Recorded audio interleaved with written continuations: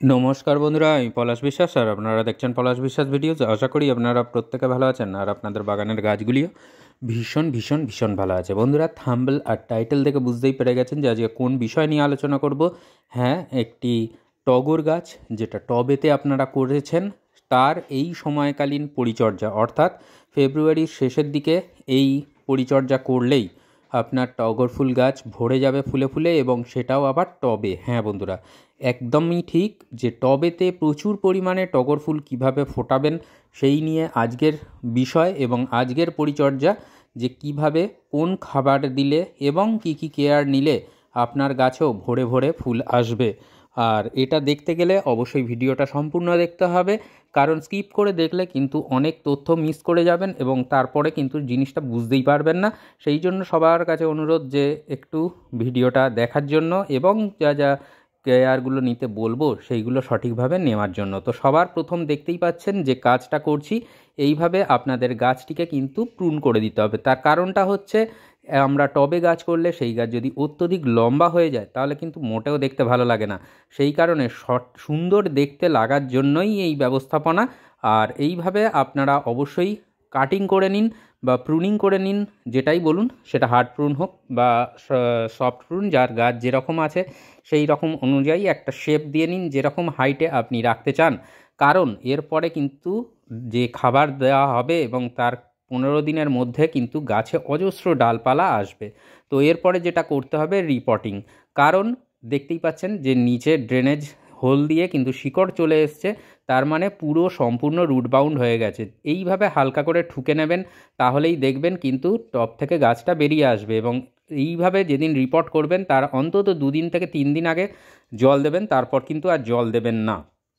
তাহলে দেখবেন এইভাবে ঠুকলে কিন্তু মাটি থেকে বেরিয়ে আসবে গাছ। তো মাটি থেকে তো বের করে নেওয়া হলো, এরপরে শিকড় কাটাই ছাটাই হবে। এবং তার আগে চলুন যে মাটিটা তৈরি করব, যেটা এই গাছেতে আবার দেব, তো 50%-এর মতন নিয়ে নিতে হবে।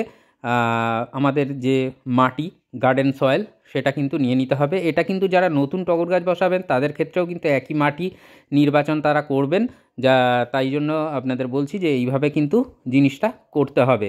তো মাটিগুলোকে যতটা পারবেন গুঁড়ো করে নেবেন, ধুলো করে নেবেন, এবং তার সাথে দেখুন মোটামুটি নিতে হবে 20%-এর মতন যে লাল মোটা দানার বালি, সেটা নিয়ে নিতে হবে।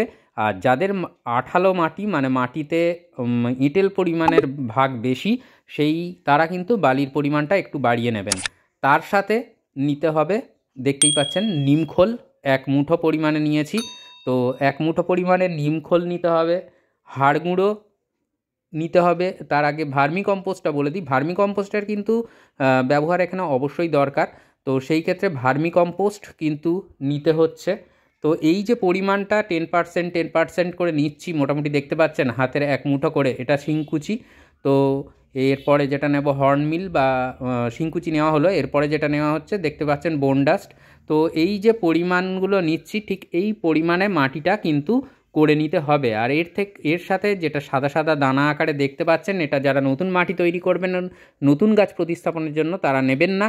এটা যারা রিপোর্ট করছেন আমার মতন তারা নেবেন। এটা হচ্ছে এনপিকে 10-26-26, বা মানে আপনারা কিন্তু এটাকে সুফলা নামেও বাজারে পেয়ে যাবেন। তো এইভাবে, আর যাদের কাছে 10-26-26 রয়েছে গুঁড়ো ডাস্ট ফর্মে, তারাও কিন্তু দিয়ে দেবেন 1 টেবিল চামচের মতো। তো এরপরে মাটির সাথে খুব ভালো করে মিশিয়ে নিতে হবে এই মানে খাবারগুলো যেগুলো দিলাম।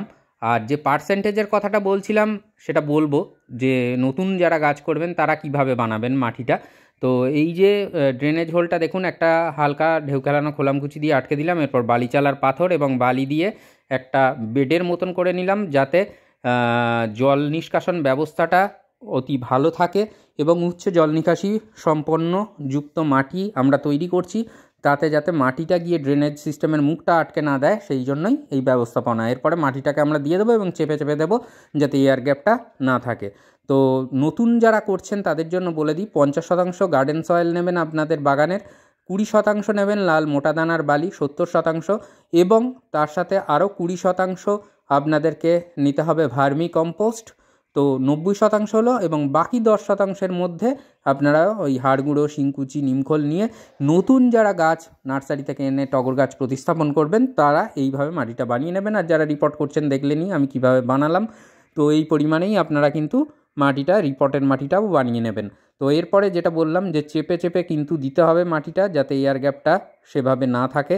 তো তারপরে শিকড় কাটাই ছাঁটাই করতে হবে, কারণ শিকড়টা কাটাই ছাঁটাই না করলে আপনারা কিন্তু এই গাছটিকে প্রতিস্থাপন পুনরায় করতে পারবেন না। আর শিকড় কাটাই ছাঁটাই কোনো ব্যাপার নয়, নর্মালি করবেন।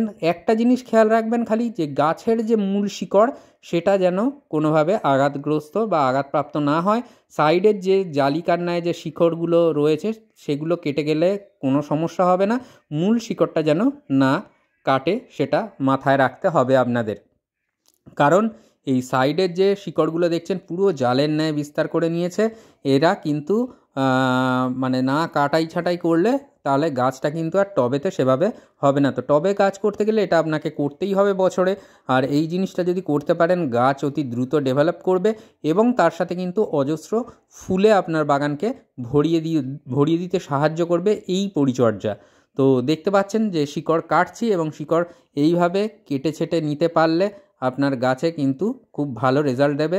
আর যদি একটা জিনিস বলবো, এই যে শিকড় কাটাই ছাঁটাই হলে যদিও মানে খুব বেশি প্রয়োজন নেই, তবুও যদি মনে করেন আপনারা কিছুটা ফাঙ্গিসাইড পাউডার জলে গুলে আপনারা কিন্তু যখন জল দেবেন সম্পূর্ণ প্রতিস্থাপন হয়ে যাওয়ার পরে, তার সাথে একটু ফাঙ্গিসাইড মিক্সড জল আপনারা কিন্তু দিয়ে দিতে পারেন।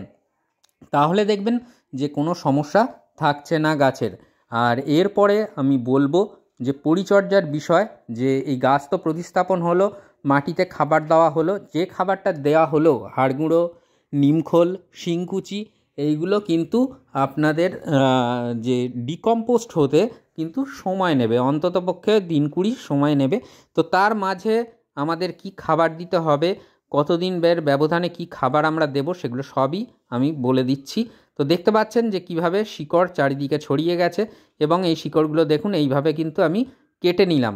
তো এইভাবে আপনারাও কেটে নেবেন এই শিকড়গুলো, এবং মূল শিকড় কোনোভাবেই ক্ষতিগ্রস্ত হয়নি এবং হওয়ার কথাও নয়। তবুও যারা নতুন করবেন তারা কিন্তু এই জিনিসটা মাথায় রাখবেন, যাতে মূল শিকড় কোনোভাবে না ক্ষতিগ্রস্ত হয়। তো এইভাবে মূল শিকড়টা মোটা মতন, যারা নতুন বাগানি তাদের জন্য বলে দিই, যারা প্রথম প্রতিস্থাপন করবেন, রিপোর্টিং করবেন, তাদের জন্য বলে দিই যে এইভাবে কিন্তু আপনারা অবশ্যই করবেন। এবং তারপরে ভালো করে কিন্তু মাটি চেপে চেপে সাইড দিয়ে দিতে হবে, যাতে কোনো ধরনের কোনো রকমের মানে ফাঁকা জায়গা অবশিষ্ট না থাকে, তাহলে গাছের কোনো ক্ষতি হবে না। তো এইভাবে আশা করি বুঝতে পারছেন যে কী বিষয় বললাম, যে কীরকমভাবে করতে হবে। তো এরপরে দেখুন মাটিটা দিয়ে দেবো আমি, এবং ধীরে ধীরে চেপে চেপে মাটিটা দিতে হবে। আর অবশ্যই সুন্দরভাবে গাছ বসিয়ে নিন, এইভাবে গাছ বসালে খুব ভালো কেয়ার নিলে টবেতেই টগর গাছ প্রচুর পরিমাণ ঝোপালো হবে, এবং প্রচুর ফুল আপনারা গাছ থেকে কিন্তু পাবেন। আর এরপরে মানে মাটি দেওয়া হয়ে গেল, প্রতিস্থাপন করলেন, তারপরে অন্তত 2 দিন একটু ছাওয়ায় রাখবেন, যাতে বেলার দিকের যে রোদটা হয় 11টা সাড়ে 11টার পরের, সেই রোদটা যেন না পায় সেটা একটু মাথায় রাখতে হবে। আর তার সাথে অবশ্যই কিন্তু যে জিনিসটা করতে হবে, যে যারা নতুন ভিউয়ার্স আমার চ্যানেলে, তাদের কাছে অনুরোধ করব চ্যানেলটি সাবস্ক্রাইব করে নেওয়ার জন্য, এবং প্রচুর পরিমাণে শেয়ার করার জন্য, যাতে সবাই সহজে সুন্দরভাবে আমরা বাগান করতে পারি। আর মন চিরসবুজ থাকলেই কিন্তু পৃথিবী সবুজময় হবে। যাদের যতটুকু জায়গা আছে বন্ধুরা বাগান করুন, এটা আমার অনুরোধ। আর যদি কোনো বাগান করতে সমস্যা হয় অবশ্যই কমেন্ট বক্সে কমেন্ট করবেন, আমি সবার প্রশ্নের সকলের প্রশ্নের উত্তর দিয়ে থাকি। আর ফেসবুক আইডি আমার পলাশ মেরিনার বিশ্বাস নামে রয়েছে, তো সেখানেও যোগাযোগ করতে পারেন। কোনো সমস্যা গাছের হলে ছবি পাঠিয়ে আপনারা কিন্তু সেটা ব্যবস্থাটা করতে সুবিধা হবে আমার তার সঠিক চিকিৎসার ট্রিটমেন্টটা বলতে। তো দেখুন এইভাবে মাটিগুলো দিয়ে নেবেন। এরপরে মাটি দেওয়া হয়ে গেল, মাটি দেওয়ার পরে ভরপুর জল দিয়ে দেবেন, তারপর 2 দিন আর জল দেবেন না, তারপর থেকে পুনরায় যেরকম জল দেওয়া শুরু করলেন। এরপরে যেটা বলে দিই গুরুত্বপূর্ণ বিষয়টা, সেটা হচ্ছে আপনাদের কিন্তু মানে এই গাছটা প্রতিস্থাপনের ঠিক 1 সপ্তাহ পর থেকে সরিষার খোল পচা জল পাতলা করে আপনাদের কিন্তু দেওয়া শুরু করতে হবে। এবং সরিষার খোল পচা জলের সাথে আর একটা জিনিস মিক্সড করে দিয়ে দিতে পারেন, সেটা হচ্ছে কলা খোসা এবং নিম খোল, এই দুটো একসাথে যদি সরিষার খোল পচা মানে সরিষার খোল যেদিন পচাতে দেবেন তার সাথে এই দুটো জিনিসও যদি পচাতে দেন তাহলে দেখবেন যে ভীষণ ভালো কাজ হবে এবং দুর্গন্ধ যেটা সেটা কিন্তু হবে না সেরকম সরিষার খোল পচা জলের। তো এইভাবে এই সরিষার খোল পচা জলটা সপ্তাহে একবার করে রেগুলার বেসে আপনাদের চালু করে দিতে হবে এবং রেগুলার বেসে আপনাদেরকে কিন্তু টবের মাটিতে দিয়ে যেতে হবে 1 সপ্তাহ অন্তর অন্তর।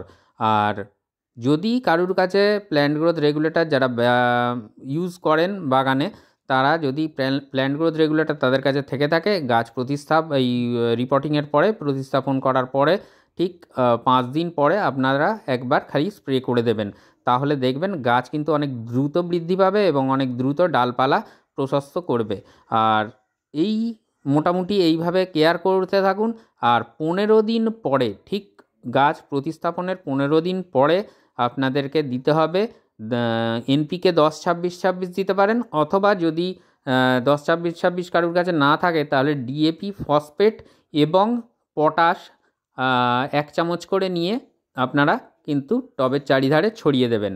তাহলে দেখবেন গাছ কিন্তু অনেক দ্রুত বৃদ্ধি পাবে এবং প্রচুর ডালপালা ছেড়ে আপনার বাগানকে ফুলে ফুলে ভরিয়ে রাখবে। তো আজকের মতো এই পর্যন্তই বন্ধুরা, আবার আসছি আগামী দিন নতুন কোনো ভিডিও নিয়ে। ততক্ষণ সবাই সুস্থ থাকুন, ভালো থাকুন, প্রচুর পরিমাণে গাছ করতে থাকুন। আর অবশ্যই সবার মিলিত প্রচেষ্টায় কিন্তু একদিন পৃথিবীটাকে আবার পুনরায় আমরা সবুজায়নে ভরিয়ে তুলতে পারবো। তাহলে যদি কোনো ধরনের কোনো সমস্যা হয় অবশ্যই কিন্তু কমেন্ট বক্সে কমেন্ট করবেন। আজকের মতো এ পর্যন্তই। খুব ভালো থাকুন সকলে। নমস্কার বন্ধুরা।